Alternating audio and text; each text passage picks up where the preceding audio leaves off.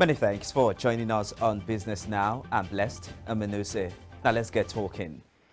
As the fall in Naira exchange rate, rising inflation and other economic headwinds continue to worsen the cost of living crisis, President Bola Tinubu over the weekend created an economic advisory committee comprising the federal government, subnationals and the private sector.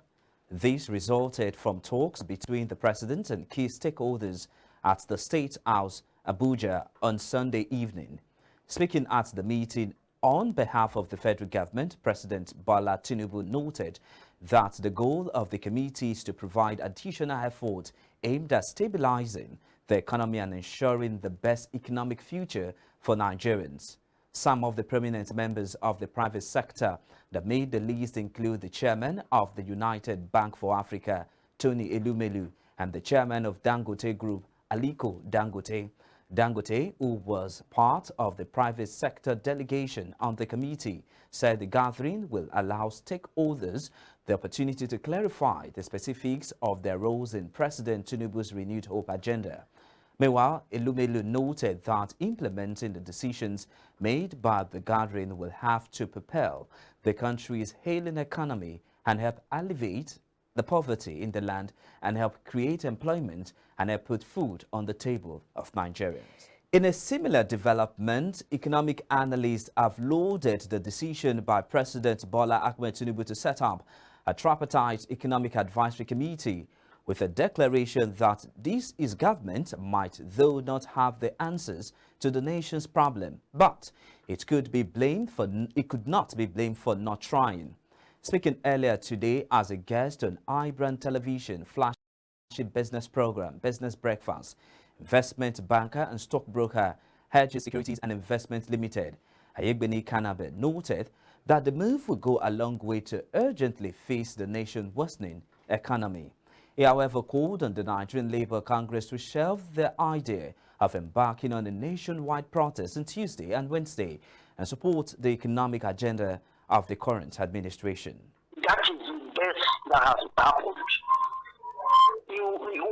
Yesterday, it's a further demonstration that he has determination to solve the crisis at hand. He has put the eggs together. People who understand this economy perfectly. People who have done it before, somebody like Zuludu, who was CBN governor, who's now a governor, a professor of economics,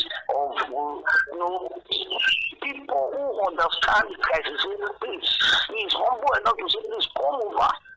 Never that they are different parties. He brought them together to the same table. We have a crisis in our hand. We need your input. Nobody, there's nothing that we have further from the truth.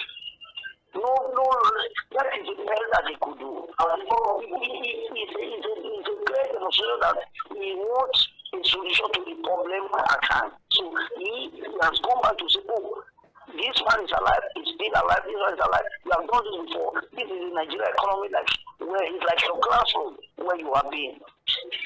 How do you navigate ourselves out of this crisis?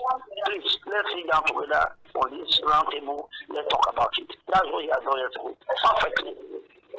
Yes, in the last quarter, what happened in the last quarter is what actually similar to this first quarter of this year. Yeah. The economy, the interplay of the physical and monetary policies, vis-a-vis, the interplay has really caused a lot of destruction.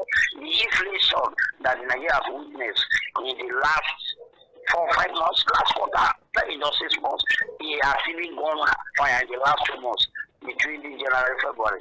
It's much. He has a huge spiral effect on the economy. Well, I'm of the opinion that the physical and the monetary guys, they should watch it and work with the CBN. Well, it appears there's a distortion. It appears there is a distortion between the interplay of those two parameters. Well, let's just hope that as the mop-up they want to do, I'm seeing a mop-up in the economy. The inflation that has happened, that we're too much money. They to deal with the dollar issue, they want to take a lot of dollars. And some babies trying to they increase the price of bill. What it means that they are going to take a lot of naira out of circulation in the days ahead. Since CBN window just open and they are about to do that, when that happens, naira will go. That will have the effect on inflation. They will just a bit to further stabilize the economy.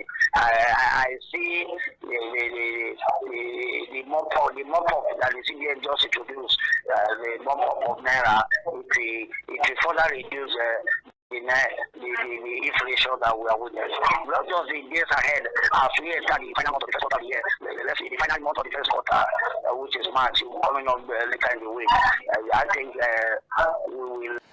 The presidency again has won the Nigerian Labour Congress now to embark on its two-day nationwide protest against the rising cost of living in the country. This is just as the police has warned against disruption of commercial activities during the protest.